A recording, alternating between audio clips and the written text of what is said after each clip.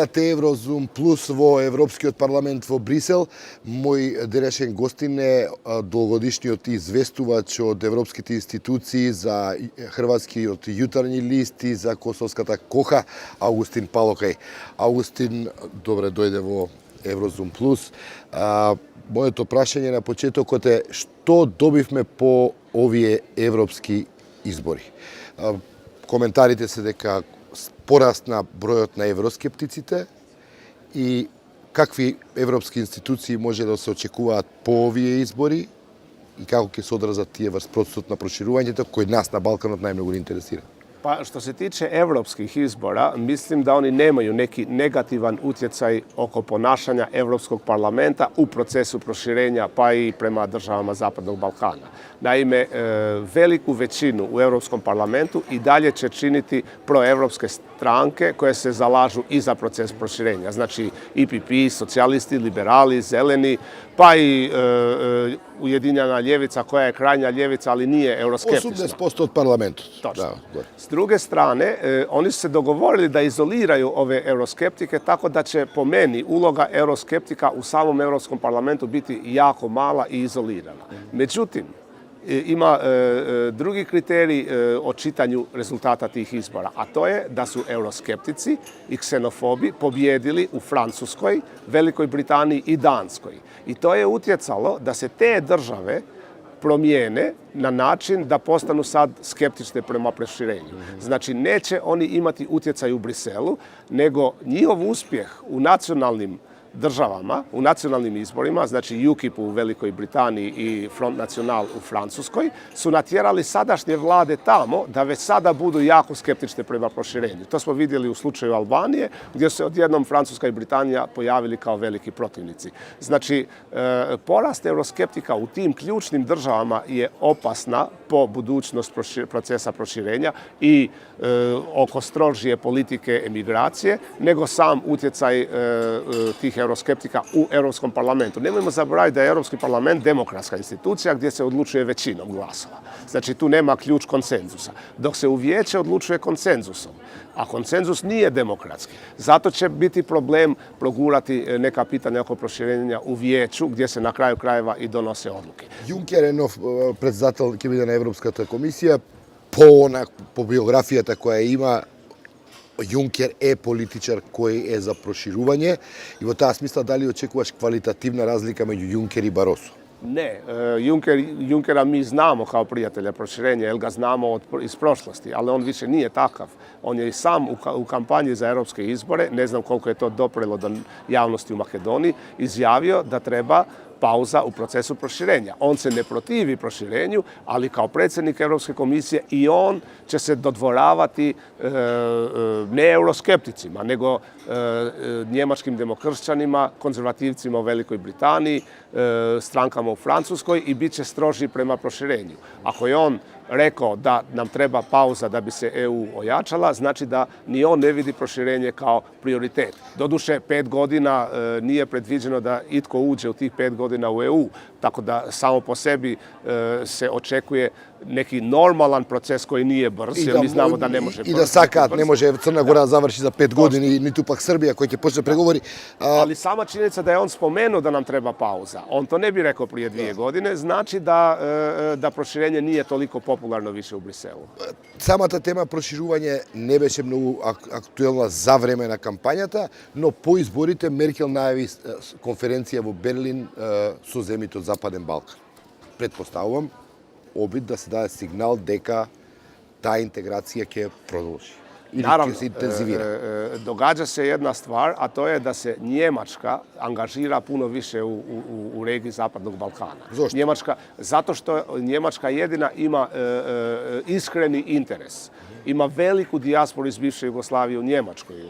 Kad bi se računali Albanci, Makedonci, Srbi, Hrvati, ima ih možda i 2 milijuna čak. Drugo, njemačke firme rade tamo i treće, Njemačka kao ključna država Europske unije je zainteresirana za sigurnost i te regije. Чудно, но до изборите европски Германија не беше меѓу земите кои беа нешто многу ангажирани во тој процес.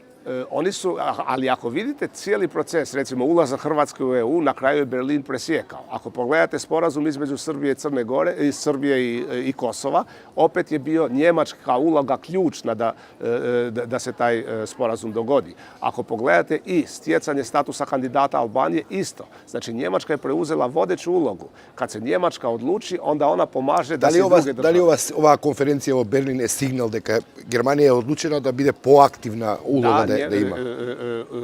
Njemačka je odlučila biti proaktivna u regiji Zapadnog Balkana i u proširenju, ali insistirat će do kraja na strogim uvjetima. Mi u Hrvatskoj smo to vidjeli. U Hrvatskoj ljudi ne mogu zamisliti boljeg prijatelja od Njemačke, a znate da je Njemačka zadnja ratificirala sporazum ugovora o ulasku Hrvatske u Europsku uniju. Znači, Njemačka će slijediti politiku otvorenih vrata, proširenje će biti, sve države Zapadnog Balkana imaju perspektivu članstva u EU, ali to će ići sporo. Vi nemojte gubiti nadu, evo mi vas podržavamo, mi ćemo vam pomoći, ali nemojte misliti da postoji prečica. Uz to, recimo, kancelarka Merkel će ići i u Hrvatskoj na samitu u Dubrovniku, kojeg organiziraju zajedno hrvatski i slovenski predsjednik, čiji je cilj također promoviranje europskih vrijednosti u regiji. Biće to samit lidera regije i tamo će biti kao gost Angela Merkel, koja, eto, šalje tu poruku, bez obzira na naše probleme i nepopularnost procesa proširenja, proces će se nastaviti. Tvoja prognoza. Makedonija ima problem sa Grcija. Dolgo vreme toj problem je ostaven. Nijedan od međunarodne faktori ne se angažira aktivno, da rečeme, da izvrši pritisak vrst dvete strani za da se dojde pobrzo do rešenja za toj problem. Da li Germanija, misliš, дека после една ваква одлука за која што сега разговориме, дека би можела да има поактивна улога во решавањето на тој проблем? U ovom slučaju možda Njemačka osjeća da baš i nije najbolje pozicionirana da pomaže zbog imidža kojeg Njemačka ima u grčkoj javnosti, zbog pritiska za mjere štednje. U Grčkoj misle da su im sad Njemci nametnuli mjere štednje, a zapravo Europska unija, gdje je njemački ulog najveći, im pomaže da izađu iz krize. Tako da Njemačka možda nije u situaciji da pritišće Grčku. Ako Njemačka nije, onda nitko drugi neće. I nažalost, Makedonija tapka na mjestu, po meni možda čak i ide korak natrag. Od 2008. kada Makedonija nije pozvana u članstvo u NATO-u, onda se izgubio momentum. Ove godine je bio, čak i ovog ljeta možda još uvijek je, nije nikada prekasno, sjajna prilika da Makedonija napravi dvije stvari odjednom. Da riješi sa Grčkom taj spor i onda bi sasvim sigurno dobila i pozivnicu za članstvo u NATO i dobila bi datum za početak pregovora o ulasku u Europskoj uniji. I Makedonija, nemojmo zaboraviti, je prva koja krenula u taj proces. Ja se sjećam, mi smo iz Hrvatske gledali primjer Makedonije. Sad Makedonija još uvijek čeka datum, dok Srbija i Crna Gora već pregovaraju o članstvu. Дали ситуацијата, кризата во Украина, односите на Европската унија со Русија, дали создадуваат нов амбиент и во НАТО и во Европската унија за да некои работи се интензивираат во смисла да се затвори тоа прашање со Балканот, побрзо да се интегрира во северноатлантските, евроатлантските структури? Pa, kriza u Ukrajini i ponašanje Rusije oko Ukrajine, ali i prijetnje oko Moldove i drugih država je natjerala Europsku uniju na razmišljanje i o Balkanu.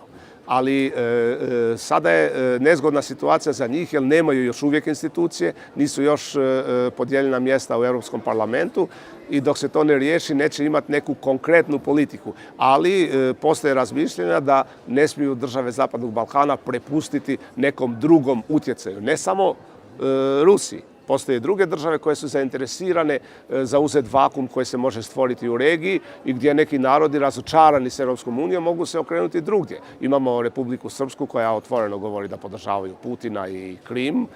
Imamo i Srbiju koja za sada kaže da neće podržati sankcije prema Rusiji koje nameće Europska unija, iako je to obaveza po sporazumu o stabilizaciji i pridruživanju.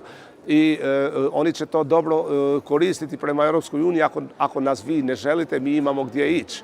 Ali imamo sve veći utjecaj i Turske, koja se poziva i na religijsku solidarnost sa nekim skupinama u Zapadnom Balkanu i to otvara prostor sad nekog umjetnog takmičenja koji može imati i posljedice. Zato Europska unija osjeća da mora nešto napraviti, ali onda dolazi do sudara između geostrateških interesa s jedne strane, a s druge strane insistiranja da u procesu proširenja moraju se ispuniti sve uvjeti do kraja. To nije baš tako lako uskladiti. Да, во тој контекст, каков имидж од на Македонија сега во Брисел? Pa Makedonija, nažalost, svi gledaju u čudu i čekaju da se nešto dogodi, a niko ništa ne poduzima. Svi kažu, evo, Makedonija bi mogla otvoriti pregovore brzo, čim to riješi, ali to se nastavlja. Niko ne čini ništa, bar po meni, ja ne vidim da neko nešto čini, jer bez javnog pritiska, kada vi nemate javni pritisak, ne postoji onda mogućnost da se možda iza zatvorenih vrata nešto već radi. Jer uvijek mi kažu, čim šute, oni nešto rade, ali vidimo da ništa nisu radili. Još uvijek se vrte oko istog, oko moguće medijacije od strane UN-a, ali predaleko je UN da bi riješio takav spor između jedne države članice Europske unije i jedne koja želi biti. Ja se ne sjećam i jednog spora u svijetu kojeg je UN riješio. Дали Европската комисија на чело со Јункер евентуално би изградила имидж како влијателна институција да го врати тоа што го викаат овде леверидж на Европската унија на Балканот? Pa prvo moraju nešto napraviti da bi zadržali leverage prema Makedoniji, jer vidimo da se i prema Makedoniji leverage smanjuje. Recimo, evo, nemaju baš puno odjeka zahtjev Europske unije da se u Makedoniji poboljša stanje medija, ljudskih prava, zaštita manjina i tako dalje. S druge strane, leverage prema Grčkoj, Grčka je članica, oni neće nikada priznati da pritišću jednu svoju državu članicu, ali diskretno bi mogli. Ako žele spasiti proces proširenja, onda moraju nešto učiniti. Ali, ne znam, nažalost, premalo ljudi se u Briselu sada i bavi tim pitanjima. Во Македонија постои проблем и критика од страна на меѓународните институции за демократските капацитети на Македонија. Постојат и шпекулации дека е можно одземање на препораката за почеток на преговори. Дали мислите дека е реална таа шпекулација дека на Македонија може да и се одземе препораката овој пат после 5 години? Pa i povjerenik Füle zadnji put kad je preporučio rekao da nije siguran da će preporuku ponoviti i sljedeći put. Znači, opet se vraćamo na ono šta Europska unija može napraviti ako Makedonija ne sluša. Nažalost, Europska unija je izgubila tu mogućnost, jer da Makedonija pregovara, onda bi Europskoj uniji bilo lakše pritiskati Makedoniju, a Makedonija bi znala da ispunjavajući uvjete nešto i dobiva. Sad je Makedonija u situaciji kao napravili mi to ili ne, svejedno ćemo biti u blokadi, pa možda i to utječe na ovakvo ponašanje vlasti u Makedoniji. Naravno, vlasti koja pokazuje, da tako kažem, neki demokratski deficit. Ali s druge strane, ako budemo realni, nije stanje puno bolje u Crnoj Gori ili u Srbiji, a oni već pregovaraju o članstvu. Ja mislim da će i ove godine vjerojatno doći potvrda komisije da Makedonija i dalje ispunjava te uvjete za otvaranje pregovora, ali Makedonija je jedina koja ima političku prepreku, uz Kosovo koja nije priznata od 5 država članica. Дали контекстот на европските интеграции ќе помогне, ќе носи изгледи наскоро да се реши косовско-српскиот проблем? Pa mislim, možda dugoročno da, ali kratkoročno ne, jer je preuveličana važnost sporazuma između Srbije i Kosova. Nikakav problem nije riješen, odnosi su donekle relaksirani, evo Albanci mogu putovati kroz Srbiju ako hoće ići u Hrvatsku ili ići na zapad, šverceri ljudi mogu lakše uzeti Albance s Kosova da ih prošvercaju do Mađarske preko granice, ali ništa drugo sastaju se premijeri, sastaju se ovi, eto kao nešto se relaksiralo. Ali vidite, u Mitrovici barikada je postavljena, nije više šljunak, skinut je bagerom, svi su slavili, evo, riješena podjela, sad nema prepreke na mostu i na mostu je odjednom niknuo park, kao takozvani park mira i sad to je samo proljepšavanje podjele Kosova. Znači, dugoročno problem i dalje ostaje i nema druge motivacije, nema bolje motivacije osim evropskih integracija, ali motivacija može biti bolji život za građane. I te dvije stvari su povezane, ali nedovoljno se koriste i jedna i druga i cijeli taj proces normalizacije odnosa se više vidi kao zrcalo osobnog uspjeha Thacija na Kosovu, Dačića i Vučića u Srbiji i Catherine Ashton u Briselu. Ali stanje na terenu je daleko od idealnog kako se možda vidi iz Brisela. Агустин, на крај, Фуле си заминува, кој ќе го замени? Ne znamo uopće da li će biti povjerenik za proširenje, zato što proširenje nije prioritet. Očito je da niko ne želi biti povjerenik za proširenje. Svi žele neki ekonomski resor, neki važni resor koji je važan njima i njihovim državama.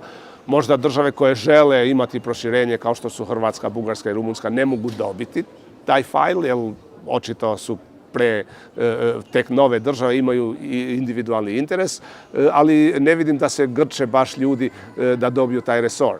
Priča se čak da bi se procesom proširenja morali baviti svi povjerenici, svako iz svog fajla, što ima logike. Ali s druge strane, pošto moraju imati 28 resora, možda ipak i bude. Tako da za sad ima špekulacija o raznim resorima ko će biti komisar za šta, ali za proširenje još uvijek nema. Što očito govori o procesu da nije prioritet. Ima li šansi Germanci da ga uzema toj resor? Ne, Njemci ga ne žele. Njemci mogu birati što god žele, ali oni ne žele imati proces proširenja. Nemojte zaboraviti da država može imati samo jednog povjerenika, a Njemačka uvijek želi imati nekog koji je za industriju, za energetiku. Da li Lajček je seriozan kandidat?